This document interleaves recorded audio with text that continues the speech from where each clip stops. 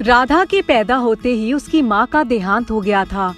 घर के सभी लोग राधा को ही उसकी माँ के मरने का कारण मानते थे और उससे बहुत बुरा व्यवहार करते थे। राधा जब थोड़ी ही बड़ी हुई तो उससे घर का सारा काम करवाया जाने लगा और उसे स्कूल भी नहीं जाने दिया जाता था।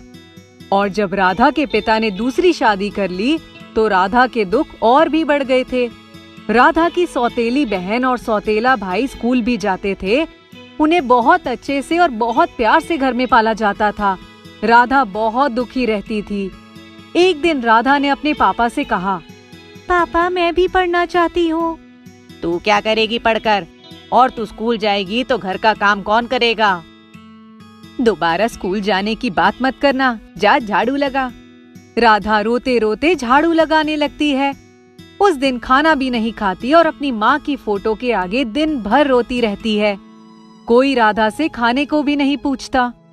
सुबह सौतेली माँ के चिल्लाने की आवाज आती है, कहाँ मर गई? राधा अभी तक क्यों नहीं उठी?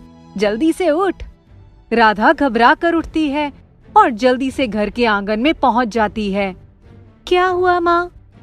तूने कल घर की झाड़ू तोड़कर कहाँ फेंक दी? माँ मैंने ऐसा कुछ भी नहीं किया। कामचोर, तुझे झाड़ू न लगाना पड़े इसलिए तूने झाड़ू तोड़ दी। चल जा अभी नई झाड़ू लेकर आ। राधा पास के बाजार जाती है और एक नई झाड़ू खरीद कर लाती है। घर आकर वे झाड़ू कोने में रख देती है और पानी पीने जाती है। जैसे ही पानी पीकर आती है देखती है कि घर की झाड़ू लग चुकी होती है। ये देखकर हैरान हो जाती है कि इतनी जल्दी घर की सफाई कैसे हो गई। अरे राधा, झाड़ू लेकर आई या नहीं? घर की आज सफाई होगी कि नहीं? इतना कहते कहते किचन से बाहर आती है तो देखती है कि पूरा घर साफ है। वह आश्चर्य में पड़ जाती है कि इतनी जल्दी राधा ने पूरा घर साफ कैसे कर दिया। चल ठीक है, अब सफाई हो गई, जाके कपड़े धो। राधा कपड़े धोने जाती है और जैसे ही वह कपड़े धोने बैठती है देखती है कि झाड़ू उसके बगल में रखी है। वह वापस झाड़ू को उसकी जगह पर रख आती है। थोड़ी देर बाद फिर देखती है कि झाड़ू उसके बगल में रखी है। फिर वापस झाड़ू को उसकी जगह पर रखने जाती है, लेकिन जैसे ही वापस आती है देखती है कि कपड़े धोकर रस्सी पर सूख रहे हैं। उसकी तो कुछ समझ में नहीं आता कि आखिर हो क्या रहा है, पर राधा डांट और मार के डर से किसी को कुछ नहीं कहती है। वह जहाँ जहाँ जाती है घर में झाड़ू उसके पास आकर खड़ी हो जाती है। फिर उसे लगने लगता है कि इस झाड़ू में ही कुछ गड़बड़ है, तो डर के मारे उसे बाहर फेंक आती है। लेकिन घर में जैसे ही वापस आती है वह झाड़ू उसके घर में फिर मिलती है। डर के मारे उसे रात भर नींद नहीं आती। थोड़ी देर बाद उसे किसी की आवाज सुनाई देती है। कौन है? ये किसकी आवाज है? राधा, मैं तुम्हारी माँ हूँ। कौन माँ? राधा, मैं तुम्हारी मरी हुई माँ हूँ। अपनी माँ की आवाज सुनकर राधा रोने लगती है और अपने दुख अपनी माँ को सुनाती है। मुझे सब पता है राधा, लेकिन अब मैं सब ठीक कर दूंगी और ये झाड़ू तुम्हारा हर काम में सहायता करेगी। अगले दिन से राधा को घर में कोई काम नहीं करना पड़ता। सारा काम झाड़ू कर देती है और राधा को ये सब देखकर बहुत खुशी होती है। राधा की सौतेली माँ को ये सब देखकर हैरानी हो जाती है कि इतनी छोटी सी बच्ची इतने जल्दी इस घर का सारा काम कैसे कर रही है। उसका शक बढ़ता ही जाता है और वो राधा पर नजर रखने लगती है। एक रात में राधा को किसी से बात करते सुन लेती है, पर उसे दिखाई नहीं देता कि राधा किससे बात कर रही है। दूसरे दिन वे राधा को बहुत डांटती है और मारती है, ये बताने के लिए कि वह किससे बात कर रही थी और घर में क्या हो रहा है।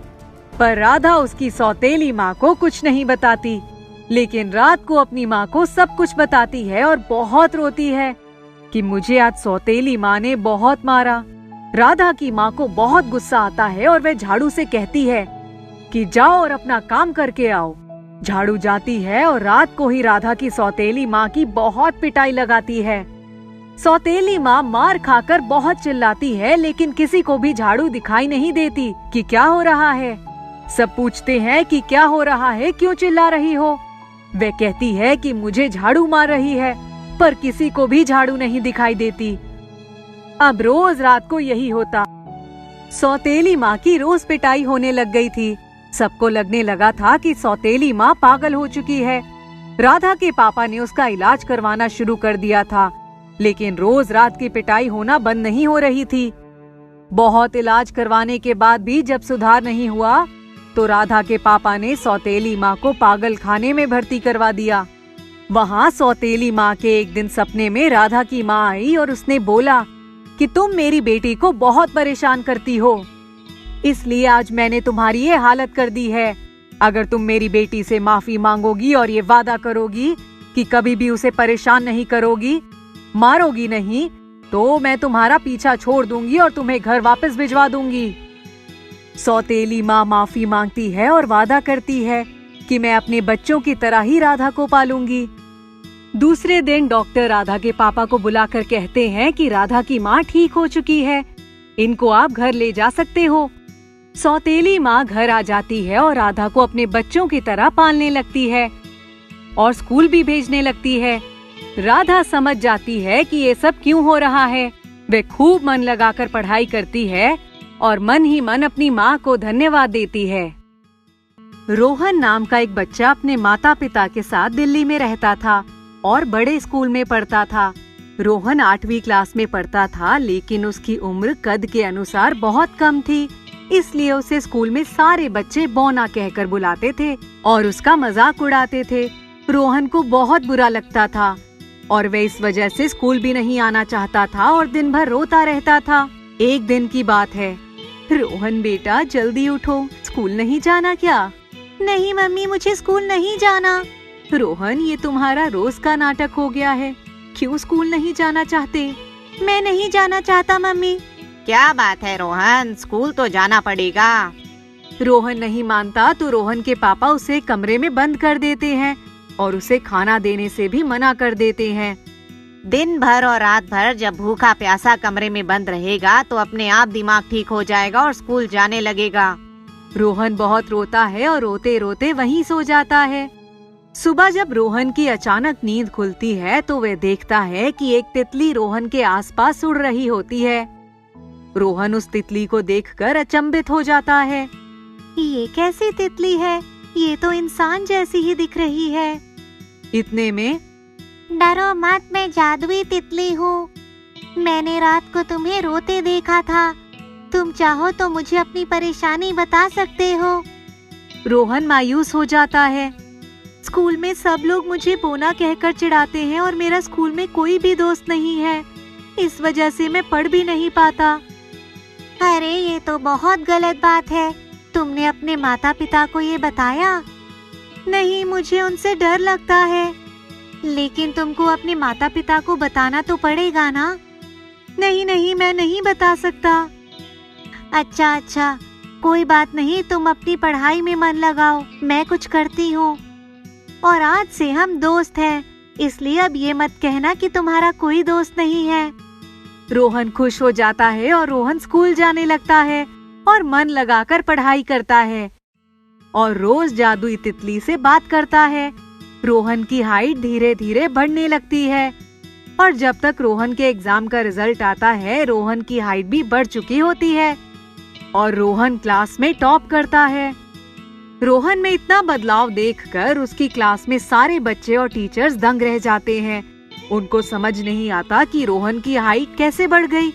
घर आकर, तुमको पता है जादुई तितली, मैं क्लास में फर्स्ट आया हूँ और मेरी हाइट तुमने ही बढ़ाई है ना?